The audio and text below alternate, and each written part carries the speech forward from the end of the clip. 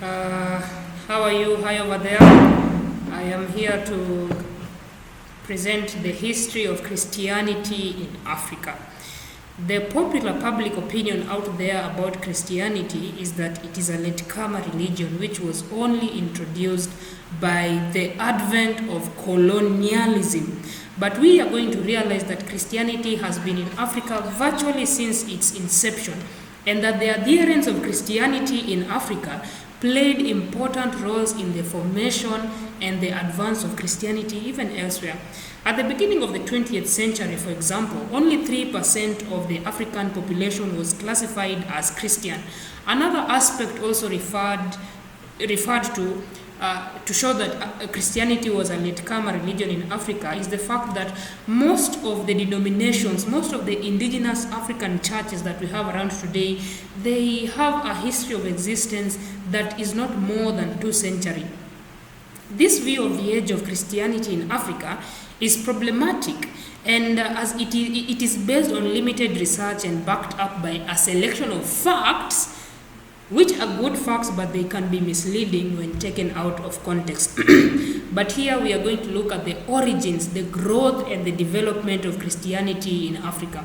Observers of the religious scene on the continent generally divide Africa into 2 territories, which are North Africa and Sub-Saharan Africa.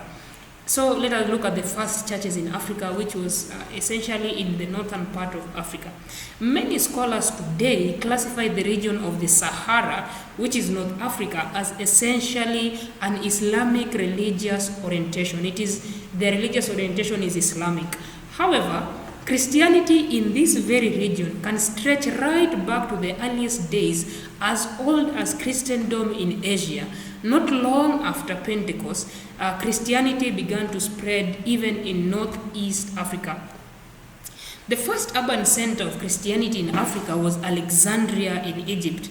The accessibility of Africa from Palestine is shown by the story of the flight into Egypt by Joseph and Mary when they were taking the infant Jesus so that he will not be killed by the King Herod. So Africa was accessible from Palestine, where Christianity was being set up.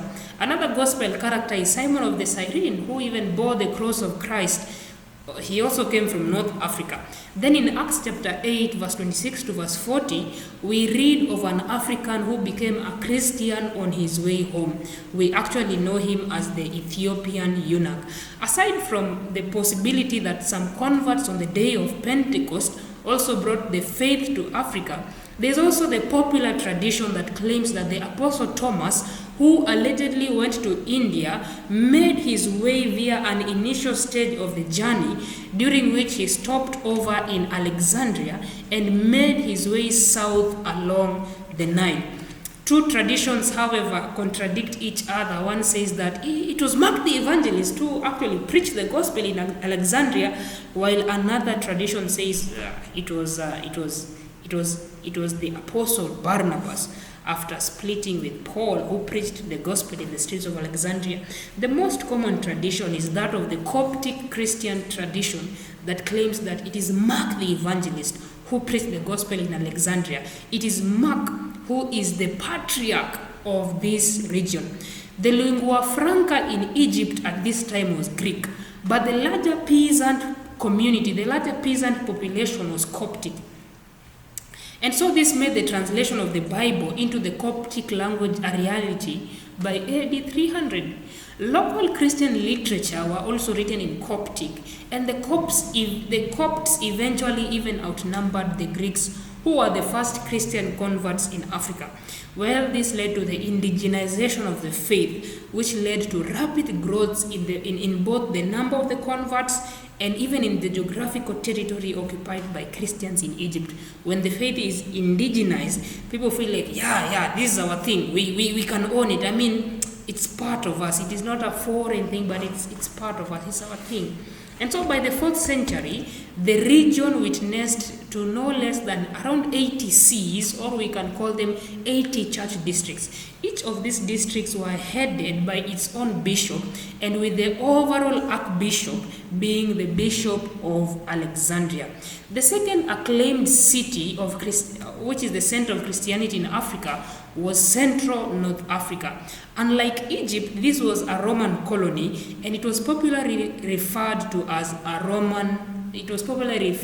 Roman African, owing to Roman influences, and the capital in Carthage.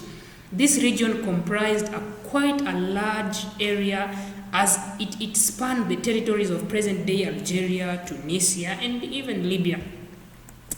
The origin of faith in this region is not certain, but it appears to date from before 180 AD, for at this time the church in this region of Carthage became famous as a result of the martyrdom of 12 of its members who refused to compromise their unwavered allegiance to Jesus Christ.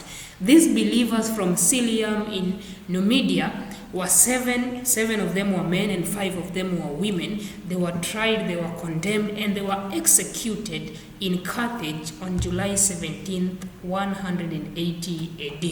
At this early age, Christianity in Africa developed with much rapidity in North Africa. By the beginning of the 4th century, for example, there were over 250 bishoprics in North Africa. That is more than 250 sees, more than 250 districts of Christian churches in North Africa. But unlike in Egypt, where the faith was indigenized, the early church in North Africa was very Roman. In fact, Latin was the official language of both correspondence and liturgy, as well as in spiritual literature. So most of the time, even the sermons will be preached in Latin. Besides Alexandria and Carthage, the third major center in early Christian North Africa was Ethiopia. Ethiopia at this time was also known as Abyssinia.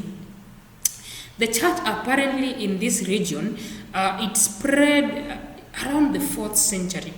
2 disciples of Christ named Frumentius and Edesius arrived and preached the gospel in the kingdom of Asia. Many years after the initial contact, Frumentius went to Athanasius, who was then Bishop of Alexandria, from whom he received episcopal consecration in 350 AD. On his returning back to Abyssinia, he developed a great expansion of the church, and the tradition has it that after winning the king of Axiom, Christianity became the official religion in the region, and a large church was subsequently built there. Christianity would even later spread to Nubia, which we know to be the modern-day Sudan. Well, the church in North Africa occupied a very central place in the history of the Christian church, and it made immense contributions to the development of the Christian faith. Among the many are, for example, it led to compositions of hymns and regulations of church worship and organization, because this region was, the organization they had was readily adopted elsewhere.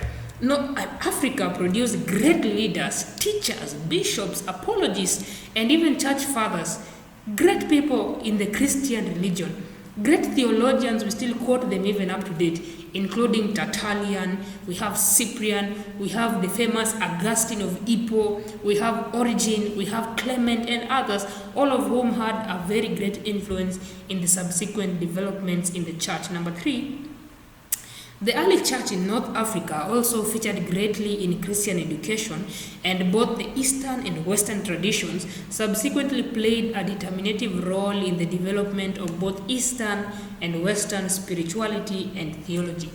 Sadly, much of what was once a vibrant Christian church in North Africa was dramatically swept away by the Islam invasion during the 7th century. Reasons for the collapse of the faith in this part of the continent include a lack of pastoral guidance, a refusal to indigenize the faith completely, persecution, charges of heresy, and multiple occasions of schism. Yet Egypt and Ethiopia, where the faith was indigenized, it has survived even until this day. Though Islam also became a major influence in this region, indigenization and a host of other positive aspects of the local faith allowed it to hold its own against the influences from outside. And even up to this very day in Egypt and Ethiopia, particularly the Coptic and the Monocyte tradition, they trace their origins back to the early days before the invasions.